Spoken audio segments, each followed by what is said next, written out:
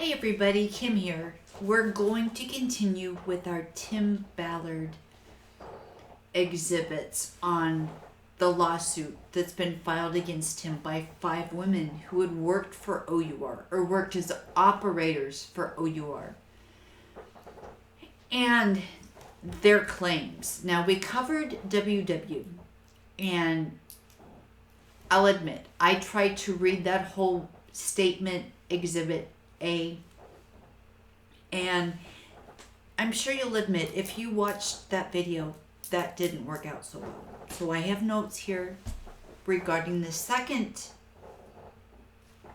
exhibit,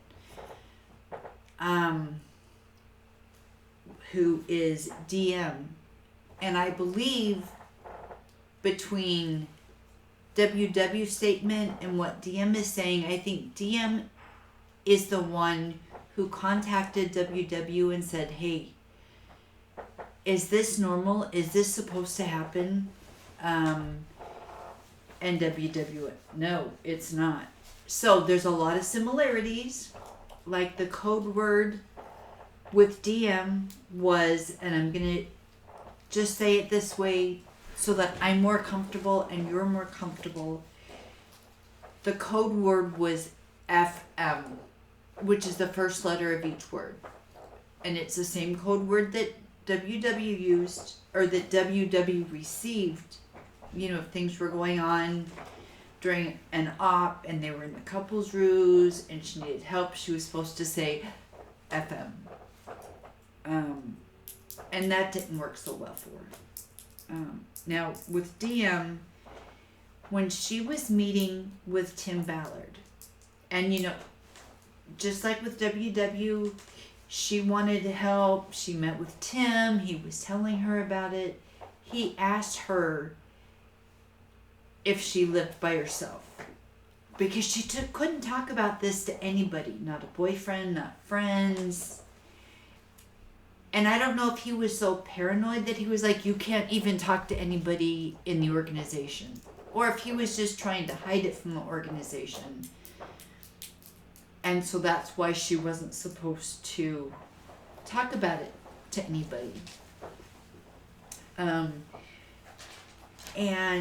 during her training, Matt Cooper, aka Coop, was the one that she was with most of the time. So there was a lot of information in here about Coop, not about Coop, but he played into her witness statement quite a bit. And she told Coop that she was really concerned for Tim and thought that Tim needed to get some help. And Coop didn't disagree with her. He didn't agree with her, you know, saying, yeah, you're right. Yeah, he needs. But he didn't say, yeah, you're right. He needs some help. So she was like, I don't know if Coop sees it or not. When they were doing their training, and some of the training happened at strip clubs around Salt Lake City, and during this training session, Tim's son Blaine showed up and said that, you know, he had taken a pill that his dad had given him. He felt kind of high. DM felt very uncomfortable with the fact that Blaine was there, and was also uncomfortable that he was not in his own mental faculties, you know, that he had taken drugs and felt high. And, you know, how is that going to affect her? Is she going to be able to receive the protection that she expected? So, and this again happened, you know, started in like October and November of 2021, same time frame. She had actually told Tim that he needed to quit doing ops. He needed to go home, fix things with his family, because, you know, Tim had said things weren't real great with him and his wife, but his wife was a saint. She understood the ruse, you know. During one of the training sessions between her and Tim, they were in a back room at a strip club, and Tim was trying to, come on physically strong towards her, just to make sure she could handle it and do what she needed to. And she kept telling him, Tim, I'm an actress. I can turn it on and off like that. I don't need the practice. I don't need to practice like that with you. During one of these sessions, Coop opened the door and was like, hey, what's going on? Or he didn't even say that. He just kind of walked in, took a look, gave Tim a look, gave her a look, and then just walked out. Well, Blaine also walked in one time during them. And during this time that Blaine walked in, Tim had his knee in between DM's legs and was kind of like grinding it against her. And his son Blaine walks in. That in and of itself made DM very uncomfortable. And she wanted to help the women and children who were being trafficked, but she just wasn't sure that she could. She was like, this is just wrong. I'm looking through my notes here really quick. But yeah, she just kept saying Tim needs some mental help. He needs to see a therapist. And at the end of her time with OUR, and she never actually went out on any ops with Tim. But, at the end, Tim was like, yeah, I'm not going to go on any more ops. I've got this and that. And yeah, I'm going to stay home and fix things with my family. Which would have been great if that's what he had actually done. But he just changed operators. So, and he had actually told DM, like he had WW, that he had to get a new operator because the last one fell in love with him and was coming on strong to him and kiss him and, on the lips. And that's not allowed in the couples ruse. So that's what happened there. Then the next one I have is from MK. And she basically went through the same things, signed an NDA, didn't receive a copy of it, was told that she couldn't talk to anybody about this, couldn't tell anybody, not anybody in the organization or any of her friends or her boyfriend. So, and Tim had said that she couldn't touch him, which we know was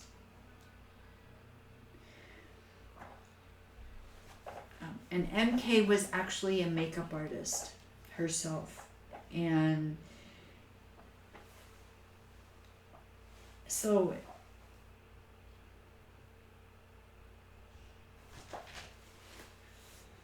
while they were training, and Tim's bodyguard walked in on them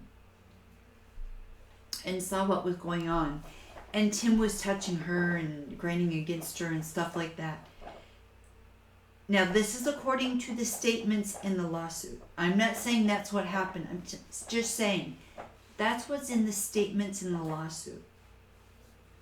And there's a lot of similarities there that could just be Tim's MO.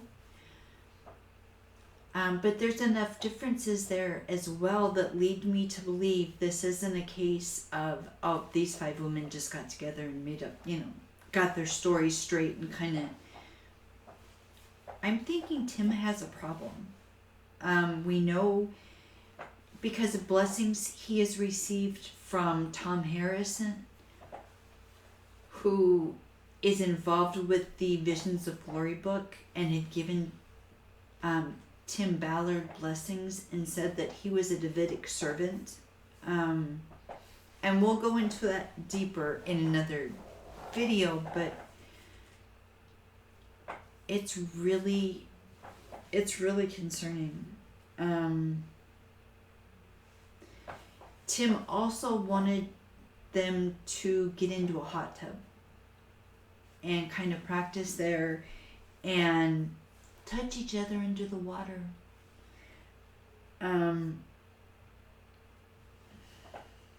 You know, MK was not okay with this stuff. And Tim had also said, oh, we need to shower together.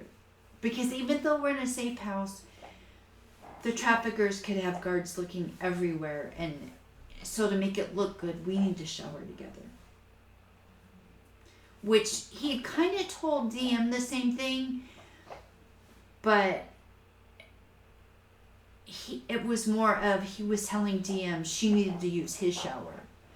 And with MK, he's saying, we need to shower together. Which she was not okay with. She wasn't okay with the hot tub. And that they had to be a couple the entire time through training and the ruse. Again, she was told the code word was FM. And you know, I'm going to say this, okay? I realize they're trying to rescue women and children from trafficking. This is a dark, ugly world of the traffickers. But for him to be able to say all this stuff and do all this stuff, and he actually portrays himself as a true believing Mormon. They don't say the F word. I grew up in Southeast Idaho. I know a lot of people who were true believing Mormons, and there were a lot of things they wouldn't do. They didn't swear. I mean, in high school, instead of saying the F word, they would say, oh, fetch. That's what they said. And this was in the 80s. It was, oh, fetch. They had words they would come up with to not actually swear. Excuse me a second. So that there's a lot of things that Tim does that, okay, either A, he's literally having a mental break. Because a lot of the stuff he's doing, excuse me for putting it this way, but a good Mormon boy would never do.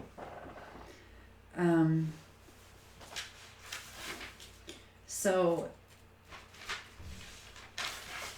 now with the next victim, there's a lot more to it.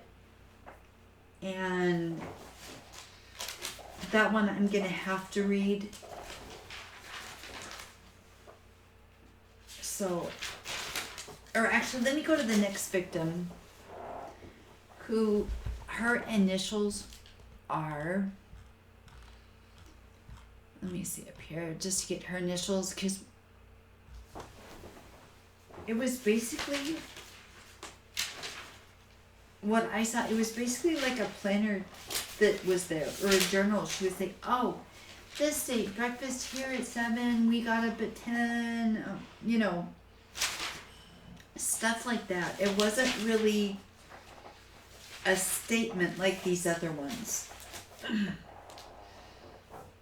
So if I go to the top here of the lawsuit, and I can see exactly who the plaintiffs are.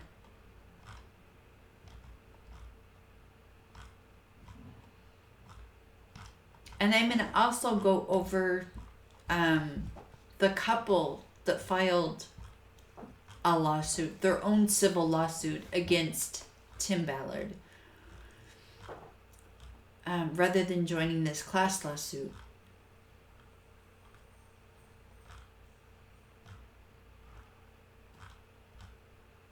And there has been an amendment to the lawsuit that gives us some more information, and we're going to go over that as well. You know, and I'll say I feel really bad because at first, until I started reading their statements, it was kind of like, yeah, they just, you know, it's 5 women, they all got together, they're all saying this, and that's not actually what I think now.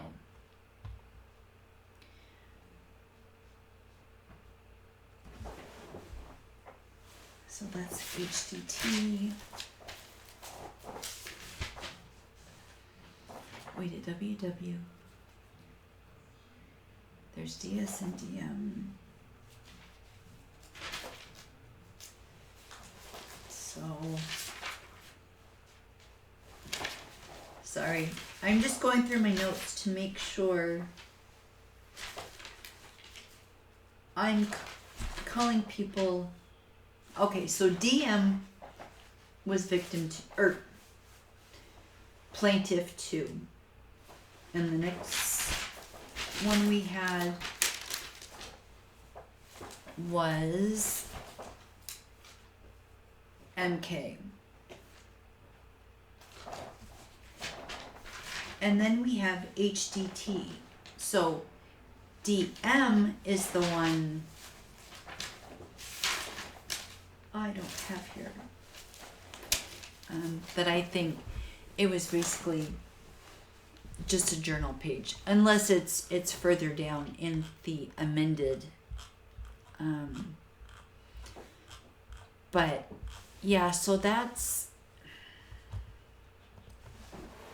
Now, there's also been a gentleman come out who is a member of the LDS Church that was contacted by President Ballard to meet with Tim to see what he could do to help Tim and OUR, and we're going to do a video on that as well. There has just been so much information come out about this in the last few days. I wanted to read everything for you, but that didn't work very well. I tried really hard, but yeah, between not being able to type up the notes because of my furry little office mate and trying to read the statements, that didn't work. So it's just, hopefully in the next couple days I will get all of this covered, and you know, I really want to cover HDT, which I'm gonna have to read hers because hers is pretty involved, and hers, I actually think if she chose, there could be criminal charges filed. But I don't want to ruin everything here. I'm just making statement here. And that's why I said I'm going to have to read hers to you, or at least parts of it, because there is so much to it that it just doesn't work. Okay? So, stay with me, and if more things come out, I will cover that after I cover all this stuff. Like, I'm going to finish with the Tim Ballard stuff. Then I'm going to cover the Russell Brunson, who actually came out and made a video standing up for Tim. Then I'm going to cover the lawsuit involving the LDS Church. And then if there's anything else, we'll cover that. Okay? So thanks for sticking with me. Sorry it's been taking so long. It just, things don't always work the way we want them to. Or we start to work, or we start to do it and we're like, this isn't working. So, okay, so this is victim 2, or I'm going to say plaintiff 2. I don't want to say victim because I don't see these women as being in a victim mindset. It's just plaintiff 2. And then we'll talk about everything else later. Okay, talk to you later. Bye.